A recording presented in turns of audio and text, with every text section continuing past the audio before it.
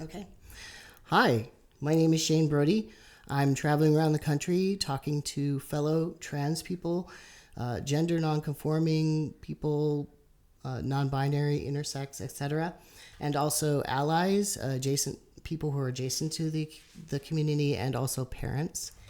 And today I am in a Midwest state, kind of going on to the plains area of the United States. There's it's hot and dusty out here, and I'm having a hard time with that.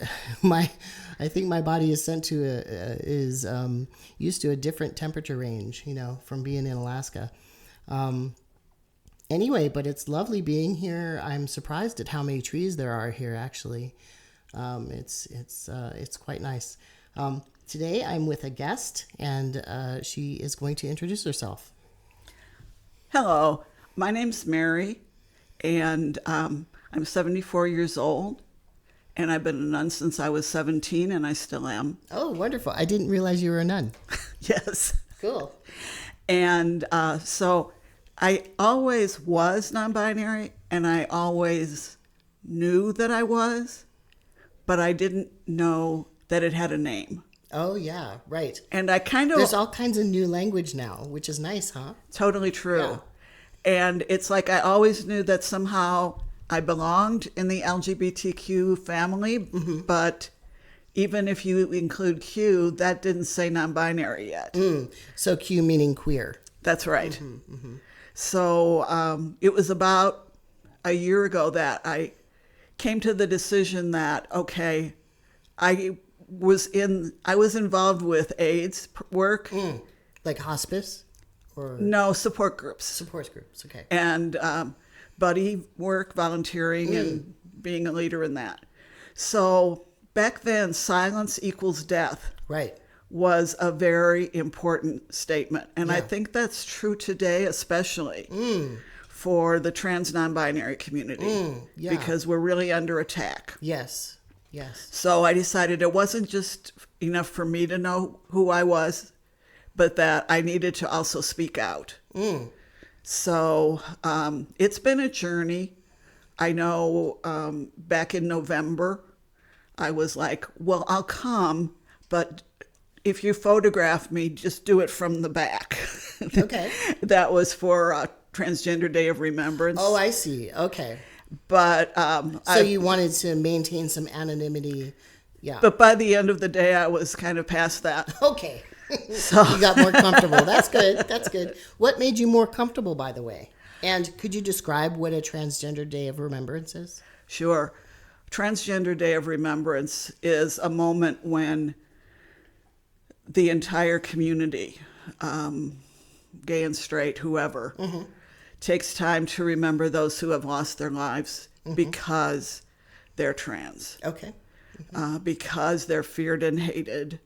And it's been especially our persons of color that have been Yes. under attack Yes. to the point of death. Yes. So it's kind of a memorial. It's Yes, like a that's right. Community memorial. Right. Kind of like what the AIDS quilt was. Yeah.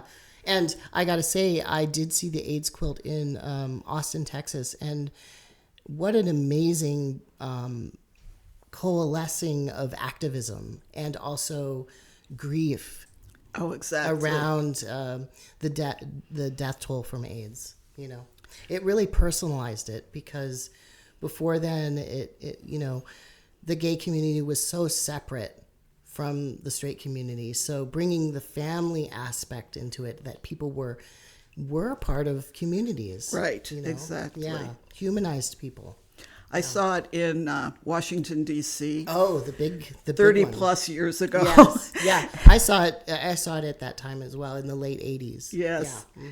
And they said this was the last time that it would ever be exhibited in its entirety. Yes. And I think it's been since then. But the number of quilt pieces has grown too. So a lot of places, they'll only get a part of the quilt. Yeah. But it's still impressive. Yeah, I love it because, I love quilting and I love fiber arts, and I love the aspect of outsider art and people, folk art and that sort of thing. So it's just such a nice blend of different things, activism and grief and art and family. It's just what a great piece of activism that was. It really Exactly. was. Yeah, very effective. So, speaking of like language and that sort of thing, how did you find out about this language? Because I'm making some assumptions about you because you're from this state that's kind of in the center of the country. That I'm going to assume there's not a lot of people like this here or that are out, and then it seems a little bit maybe isolating being in a religious order. That's my assumption. Well, once I decided that I knew who I was, and basically But how did you how did you find that concept? Did you know non-binary people? I came up with the knowledge that this was who I was by reading. Okay. I remember reading about Stonewall when it happened. Okay. I remember back in the 60s, in the late 60s. Okay. Yes. I remember reading about gay-related immune disorder. Yes. All those things, because I was always on the lookout because, like I said, I kind of had a sense that I belonged in the LGBTQ side of the world, but I wasn't a lesbian. So I just kind of had to keep looking for how does this work? How does this connect? And that's interesting that you also somewhat connected with the word queer, but it wasn't quite right either because queer is very open as well. But that has to do with sexuality, although some people also use it for gender. Right. Yeah. Right. But it didn't quite fit for you. No. Well, queer was actually the first word I used to describe myself that would be considered describing my gender sexuality. Okay. Because I'd already, by the time I said that, I think I'd already read Genderqueer. Okay. Which was an amazing book. Okay. And I haven't read that one. So. You need to. Okay. It's something I got homework now. The nun says I have homework. It's something that makes you look at yourself and say, that was me. Okay. And all the things that you thought were just idiosyncratic about yourself, okay, you realize that you weren't strange, you were queer. Okay, yeah. And so celebrated instead of it being like secretive or isolating. Yeah. Right, totally. right. Yeah. So, and there's other people out there that you can celebrate with. So once I knew that, I immediately started looking for connections. Okay. So I started by connecting with New Ways Ministry. Okay. Which is a Catholic group that's been supporting the gay, lesbian Catholics and expanding since 1977. Okay, great. So, and that's been continuous. Yes. Okay, great. They've had their rocky times in relationship with the church. Oh, of course. Of course. But they still exist. And the people that were the leaders of it have had good talks with the Pope, Francis. Directly? Yes. Wow. So that was important for me. And so when I called, it was Janine Gramick, one of the founders herself, who called me back, Sister Janine Gramick. And so she gave me names of people that I could connect with who were sisters. Okay. So And within religious orders? Within religious orders. Okay, not just lay Catholics out there. No, she connected me with religious women. That's great. And so I was able to make in-person contacts with one person here in town.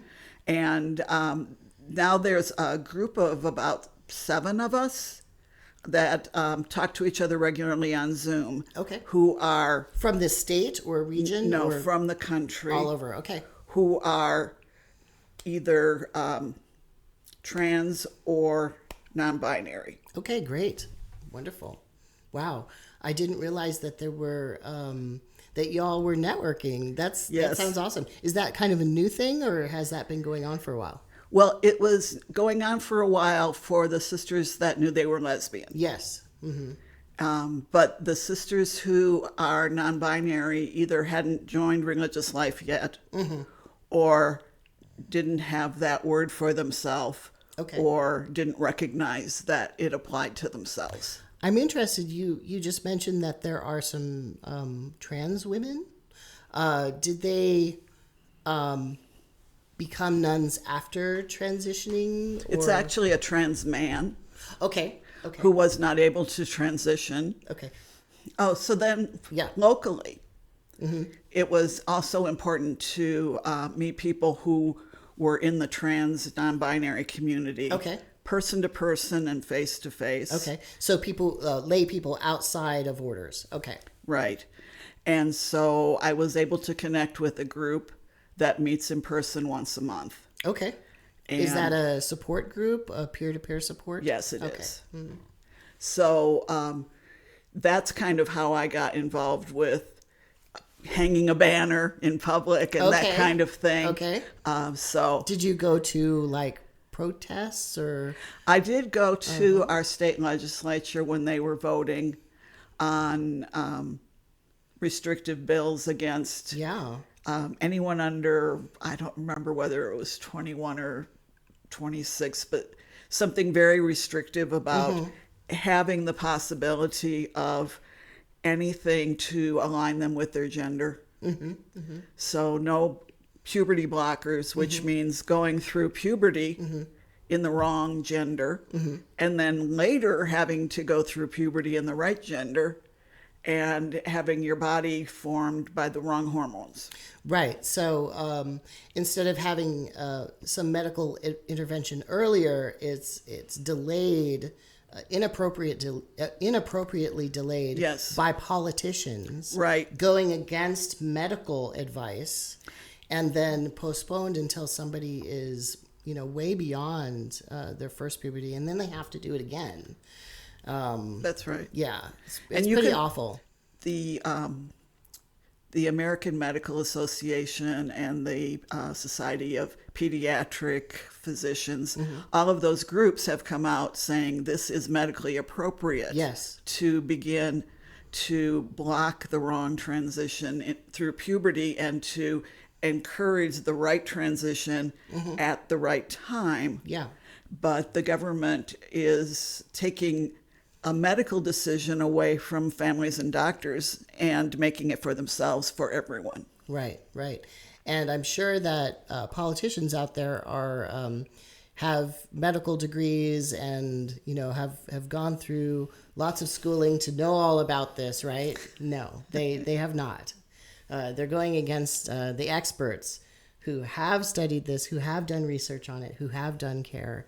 It's pretty awful. That's right. Yeah, yeah. So you have community within orders in Catholicism, and then you also make some bridges to the community.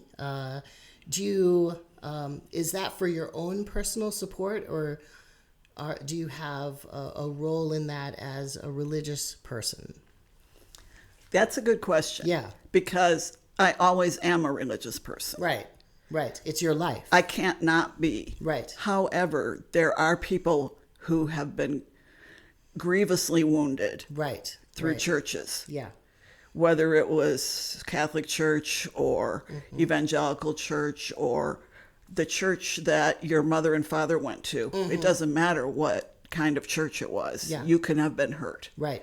Some people call that religious trauma. Yes, exactly. Yeah. So, I also belong to a couple online groups, and they've said, no, we don't want you to mention your religious connection because of trauma. Okay. So in this group, I told them the first time I was there that I was a nun because I didn't want that to be a moment later. Sure. I never would have said what I did, sister, Sure. or who are you, bad sister. Yeah. So I understand that people have religious trauma, but that's also their trauma to deal with, and that has nothing to do with you and your spirit. And because being religious is very broad.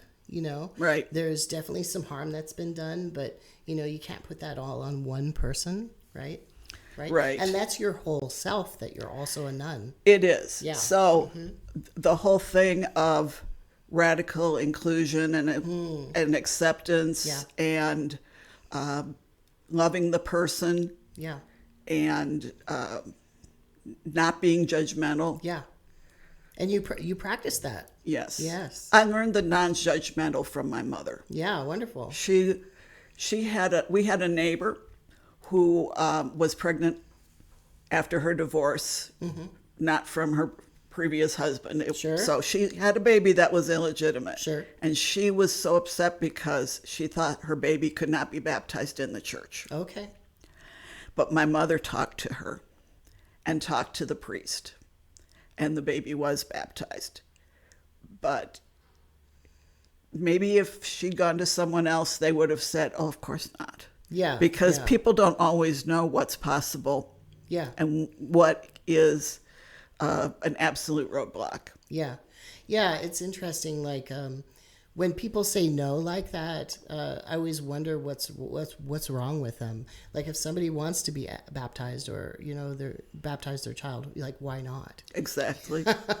Why not? Right. I mean, it's kind of like legalism. Like, we're just going to follow every little rule and that's it. You know, when people do that, I wonder what they think about humanity, because humanity is messy, right? We all have things going on, you know.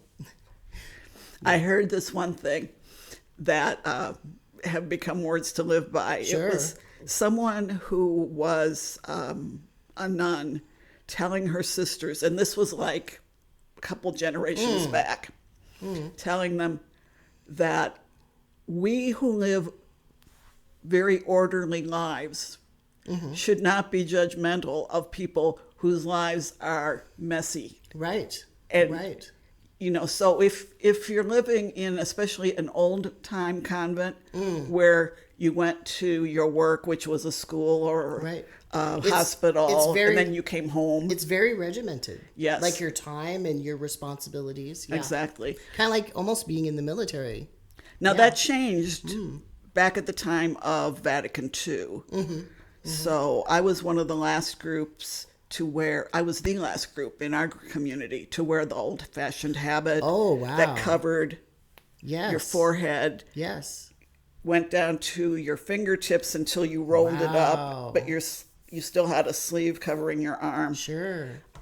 So things were already changing. Rolled up to do work, right? Rolled up to your elbow for normal things and pulled down for prayer. Okay. Yeah. I used to hang out with a lot of Buddhist monks and priests and whatnot, and they're people who always wear their vestments, you know, their robes and that sort of thing.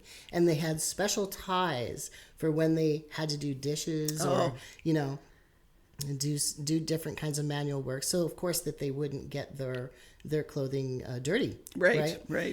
So I always thought that was interesting and very practical, you know, the little ties that they had. Yeah. So that's cool. Wow, that's amazing that you used to wear the entire habit. I've never actually seen that. I've never seen that. I've seen it in movies, but not in real life. It was back in the 60s. Yeah. So. Yeah, I was born in 70, so you young one. I know. I'm meeting people now. I interviewed a young man who was born in 2003. I was like, wow. A non-binary person, by the way. Yeah. So when did you take your orders? By the way, when did you become a nun? Well, like I said, I entered the community when I was 17 because that was normal straight out of high school. Right. And so was that here, by the way, or elsewhere? This is the convent where I entered. Okay. Yes, all right. this building. You've been here for a long time. Yes. Awesome. So then I made my first vows after 2 years. Okay. And I made my final vows after another 7 years. Okay. So those first couple years, is that when you're known as like a postulant? Like you're... The first year I was a postulant. The second year a novice. Okay. And then once you take your first vows, you're just a sister. Okay.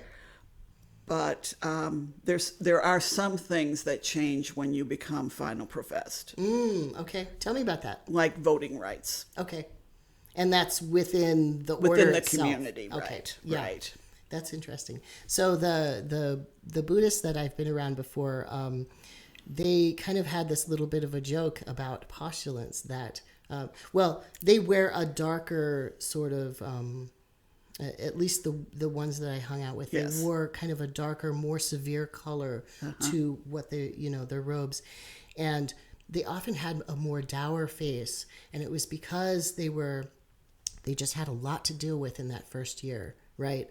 A lot of figuring out, a lot of emotions, a lot of decisions to be made, So it was always interesting. After that, I looked around and I was like, I could tell who the postulants were. Yes. They weren't as happy as the older people who had been in for a longer time, who had, worked through a lot more stuff. Yeah. Yeah. But all the people that I've met who are older and have been in religious orders have usually been very joyous. Yes. I'm always happy to see that. That's true. Yeah. Yeah.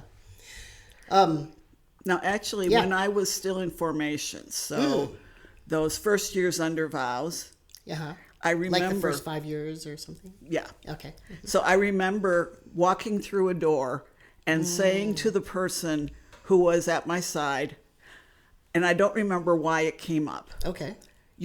I never really felt like a woman. Or I don't really feel like a woman, something along those lines. And that was what, in the early 70s or something? Yes. Oh, wow. And so the response was, well, what do you feel like? And I said, I feel like a person. So basically, I came out then, except nobody knew it. Yeah, wow. Like 50 years ago. My goodness. Wow.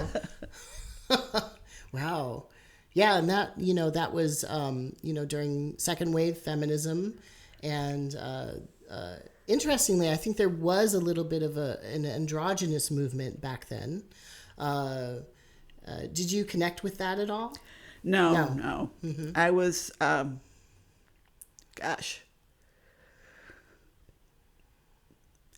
it's interesting growing up in a woman's body because you're treated like a woman and you have the same fears of a woman. Right. So I think that even though you're a nun and would you say that you were cloistered? No, we're not cloistered. Okay, you're not cloistered. See, I don't know some of the language here. Even though, you seem a little bit separate from lay society, you still have those fears. Oh, yeah. That a woman out or non-binary person or trans person out in society would have. Yes, Yeah. and it has been known to happen. Yeah, of course. Yeah. So they're not made up fears. Yes. You're not immune. Right. Because you're in religious life. Right. Yeah. Or if you are non-binary or trans, because oftentimes people who are trans or under the trans umbrella are victimized. Yes. Yeah. For who they are. Right. Yeah. That's a heavy subject. Yeah. It's interesting to me that some feminists, particularly second wave feminists, don't understand that. They don't realize that times have changed, for one thing. People have more language, just like you do. That's right. And, that's a good thing. Oh, yes. Right. Because people can flourish more. It kind of almost makes you understand why don't say gay. Because it's like, if you don't know there's a word for it, how can you be it? And while that doesn't work entirely. But you're talking about restrictions on speech? Yes. The don't say gay bills and stuff? Yes. Yeah. Don't show people who are trans. Don't. Or how they're taking books out of libraries. Yes. And, yes. Yeah. Unmasked, too. They're just emptying libraries. It's kind of... Totally. It's really scary. Yeah. Things like To Kill a Mockingbird. Yeah, but they're literally emptying out entire libraries of everything. American classics that are removed because they make people feel uncomfortable. Right. Which, hello, what are books meant to do? Right. And change is always uncomfortable. I mean, there's always like a little bit of discomfort. Otherwise, you wouldn't you wouldn't even consider changing, right? Or growing. Yeah, because there's always that little bit of discomfort. Otherwise, you just stay in your little safe little bubble or whatever it is. Yeah, I have Facebook friends that I went to high school with, and some are very, very like me in their thinking. Okay. But others are very not. Okay. Would you say that you're progressive? Is there any kind of like political language that you would put on yourself, or would you say you're leftist even, or how would you characterize like your beliefs in that way? I know that there have been studies like comparing religious clergy. Yes. From different groups in terms of how liberal they are. Okay. So different orders within Catholicism? No, different groups within society. Okay. Like Jewish rabbis. Okay. And Orthodox priests and Catholic priests and Presbyterians and all that. Women religious were so far off. Yes. On the left side. Yes. And I think partly some of that is our age, because I've also been reading a lot lately that people over 70, especially women over 70, are a lot more open. Yeah. Yeah. And younger people tend to be afraid that, gee, grandma won't get it. But grandma gets it. And grandma has seen literally everything. I mean, I don't know, as I'm getting older, I'm in my 50s. It's like people expect me to be ignorant of stuff or that I haven't been through things. I'm feeling that edge of that edge of that. I'm like, goodness gracious, I was doing that 30 years ago, I know. When they show photos that say, these were your grandmas in the 70s, right, and you will never be that cool. Right. With the bell bottoms. Yeah. Yeah, totally. Hanging out by a classic, muscle car. And, yeah, totally. I get it. I was not that girl. Yeah. But even so, yeah. They're still pretty cool, though. Those were times when we were waiting for the revolution, and we weren't trusting anybody over 30. Yeah. And we were having the moratorium on the Vietnam War, and the whole civil rights movement was so much a part of our lives. That's true. It's almost like there was. And this is me just being somebody younger. I didn't really live through it because I was a little baby, but it seems like almost there was more of a groundswell. Oh, yes. People were very tired of like the Vietnam War, and feminism was very agitating, and civil rights of gay people and also people of color, like that, it just seemed like more of a groundswell. It seems activism seems very isolated almost now, right? And activists are very vilified currently. I think they were vilified then, but there was just such a groundswell then, and there isn't right now. It's really strange. I know. I don't understand it. Where is our Angela? Where is our Gloria Steinem? Sure, yes. Where is our Malcolm X? Yeah. And speaking of Malcolm X as a religious leader, right? Where are our religious leaders out there fighting for justice, putting their bodies out there to protect people, right? Mm-hmm. I don't see it very much. I really don't. So, yeah, there's a lot of work to do. Yes, there is. Yeah. Let's take a break for a second. Okay. Okay, so took a little break. And I was thinking, since we broached the topic of religious people doing, some activism, we could talk about that. Yes. Well, I grew up in the 60s, and one of my teachers actually marched at Selma. Mm-hmm. Yeah. And that was the era when you would see all of the nuns in their various habits lined up and marching behind the leaders. And so they were very visible. Mm-hmm. We kind of gave up wearing visible habits because in many ways it was a sign of privilege. Okay. And separation. Yes, right. But there is something about that witness value. Yes, right. So, because there's power in that. Not only individual power, like there's spiritual power, but it's also a power of like the organization. Organization. All those kinds of power are very important. a power of witness. Yeah.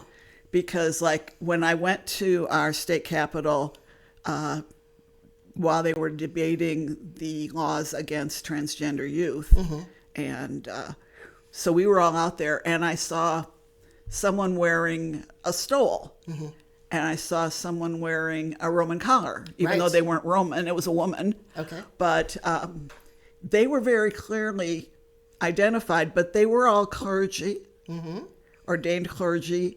And so I would have felt funny putting on a stole because I'm not. Okay.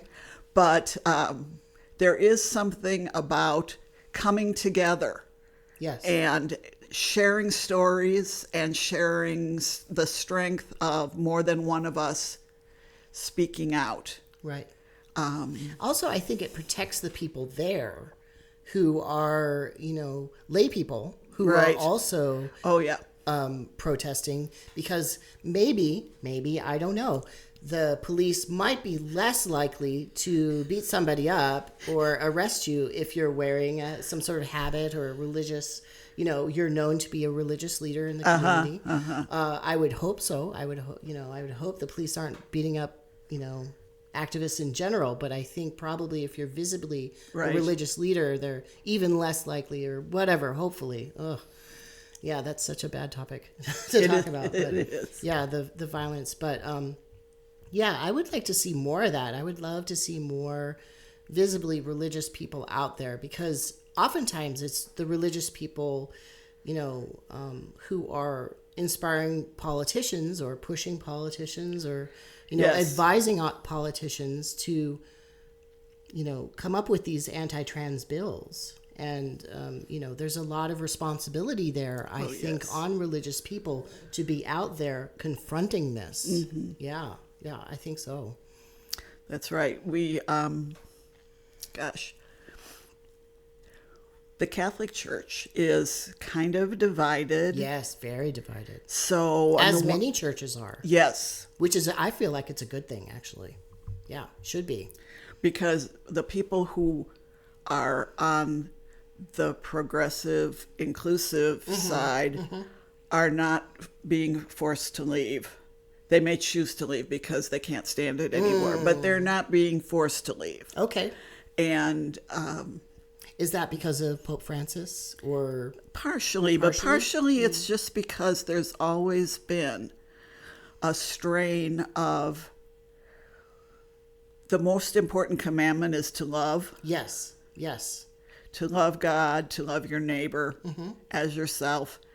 And so loving people who are different from us, whether it's economically, socially, racially, sexually, gender-wise, loving people who are different from us is intrinsic to being Christian, even though it gets forgotten sometimes. Yeah, and all those people are part of the community. What are you going to decide who's not part of the community? No. Everyone who's born is born, and people look and say, is it a boy? Is it a girl? And they get assigned right then. And so we all come from the broader community. Yes, right. Speaking of that, so you were just mentioning that there is a strain of Catholicism that is more progressive. So let's talk about that for a minute. One person that comes to mind is Dorothy Day, for instance. Can you mention some more people and possibly their work in the Catholic Church and also in the community, kind of that crossover?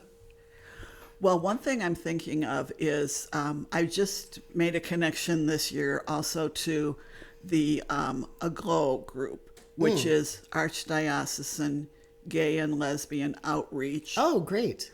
Of the Archdiocese of Chicago. Oh, great. I'm always hearing of great work coming out of Chicago. Chicago is really a hotbed of progressivism. Yes. Yeah. Yes. So I did a retreat with them online. That was, I don't know, 4 or 6 weeks in a row. Okay. It was on Zoom, and it was their group with the University of Loyola in Chicago Okay. putting this on. And so there's always a voice somewhere that is saying, we belong. Yes, you belong. And so even if there's not one person spearheading it, although Cardinal Supich is definitely to be admired for that. That group is celebrating, I think, 37 years, and he's wow. going to be saying a mass for them. Oh, great. Great. So there's that. And then people like Joan Chittister, she's very much a feminist, very much a religious. And she is totally in that whole welcoming community movement in the church. Yes. That's where she sits.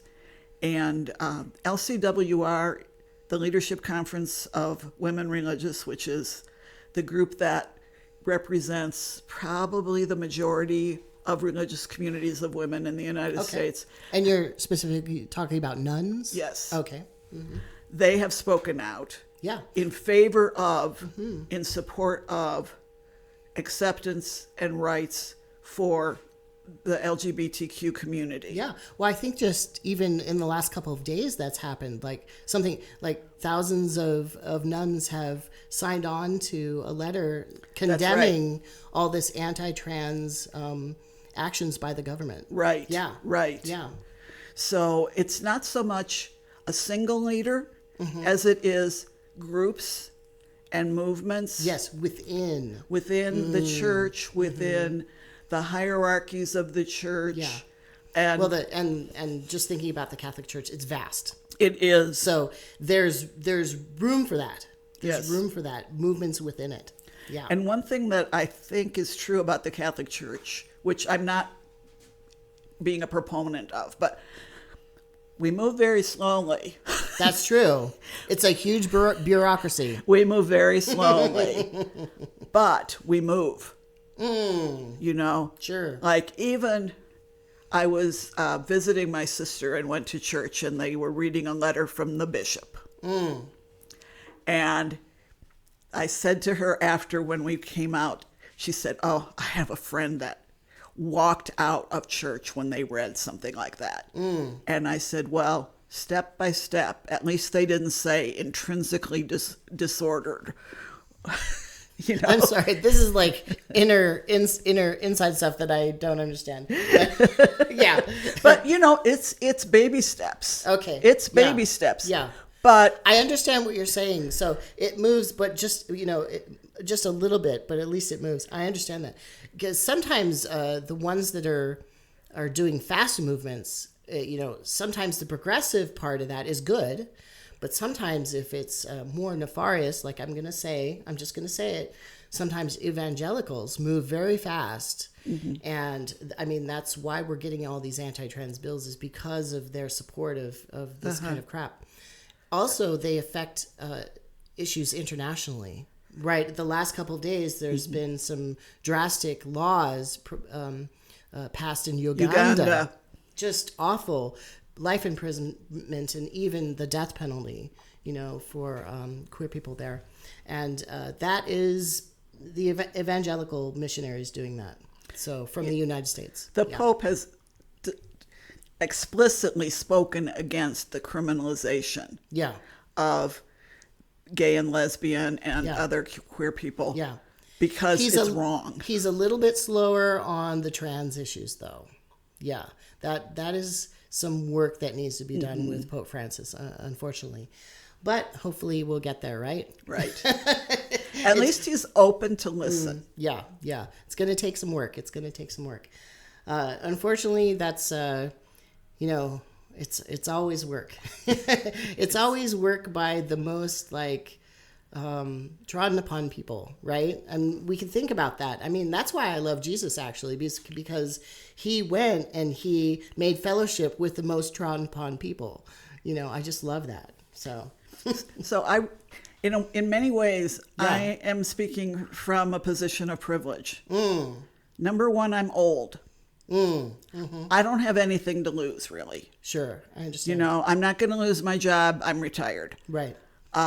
They're not going to kick me out of the church. And if they tried, Just try. it wouldn't work. Yeah, just try.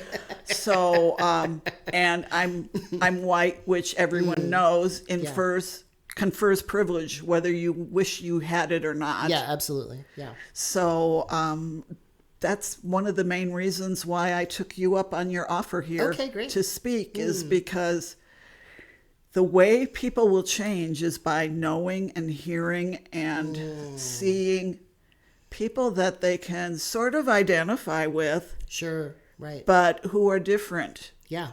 And then once they've made that movement, then it's a little easier for people who are also different, but more visibly. Right. Right. Or more loudly. Right. Or they have purple and green hair or Right, something. yes. They're more flamboyant. They're wearing eye makeup. More creative, yes. I was going to ask about that, like your relationship, like let's say to younger non-binary people who, you know, I mean, it's kind of a caricature maybe, but, you know, who tend to be very fabulous, you know, who tend to be joyous about their gender difference, you know, that they're not on the binary, they're very fluid. I was wondering about that. Right? Because you're a nun, you're older, you have this lovely gray hair. What's that like, you know? I haven't really had much direct contact with Okay. anyone under 20, Okay. but I know some people in transition right now, and they're in their early 20s, Yeah. mid to mid 20s, and I think we get along fine. Great.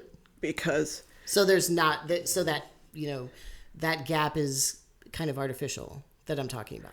like, you know, I was always not wearing makeup. Uh-huh. So Yeah. You're so different. Why aren't you wearing makeup? and so when someone does, it's like, ooh, yeah, you look very good. Yeah. Makeup is just a way of expressing, and it was not expressing me, Yes. but it's expressing them. That's right. That's right. So Speaking of that, how do you just sort of naturally, I guess, express your being a non-binary person just in everyday life? you know, when I came to the convent, I was 17, of course. Yes. Arrived on the train in the middle of the night. Okay. Met the novice mistress when we arrived here. This sounds like the beginning of a good movie. Here she was. Okay. Ramrod straight back. Okay. Very serious. Her back did not touch the chair. Okay. Her feet were together. Sure. And the first thing I said to myself was, I'm never going to cross my legs again in my life. Oh, wow. Well, I do cross my legs. Okay. I do slouch in chairs. Okay. You know, it's just posture and walk and all those things that I never really took on the feminine way of doing. Like, As a nun. yeah. Like I had to do walking with a book on my head because I bounce when I walk. Okay. And so that was not very ladylike. Okay. Well, I'm not ladylike. Well, yeah, a bounce would mean a little bit exuberant, I would think. Yeah. It actually means that I have a problem with my feet. Okay. But hey. Sure. So, I've just always been me. I know there are people who are sort of naturally stiff and they just, you know, they have that very straight back and, you know, naturally sort of what people might consider elegant or something like that. But I really love people who are a little bit goofy. Yeah. You know, and who are messy, who acknowledge their frailty and, you know, their weakness. And I think it increases fellowship. Yes. You know, it doesn't set you apart from somebody else. And I know that some people are just naturally that way, and I don't mean to shame them because, dancers. I always recognize right, dancers. Right. I'll see someone. I used to be a teacher, and they're sitting like this. Yeah. And I say, "Did you dance?" And they're like, "Yes, how did you know?" That's right. That's right. It's the way you carry yourself. That's right. Or people who have a meditation practice where they sit in like the lotus position for a really long time. Like they're naturally like that as well because it's a way that you can rest while you're sitting because you're stacked. Right? Yes. Yeah. But I'm a little bit goofier as well. I'm a very bad Buddhist. I used to be a standout by wearing long hair. Oh, wow. I've had it rebel. short and long at various times rebel. through my life. But I just cut it to short again since I came out. Okay. Well, it's so interesting hearing this because these are very subtle things that maybe people in, lay society wouldn't even catch on, but in an order, it's kind of a big deal. All these little things that you're talking about. Yeah. That's cool. So it's like I've always been who I am. Yes. So I didn't have to change much on the outside. Right. I wear more stripes, perhaps. I love stripy stuff. I didn't wear it. I was going to wear a stripy shirt today. We could have. It had a little bit more of it was like tiny little stripes, but I went for this one. But anyway, yeah, I love stripy things. Or like, I've had girlfriends who wear like striped leggings and things like that. Yeah, I just love that. Anyway, yeah. Yeah, let's take a break again for a minute. There you go. Yeah. There you go.